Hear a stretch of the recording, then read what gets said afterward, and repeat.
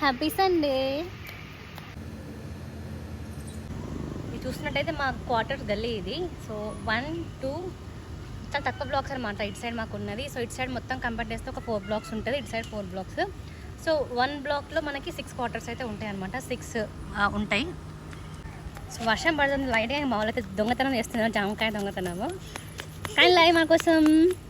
wow, జామకాయ లాయ్ లాయ్ చగరే మచ్చ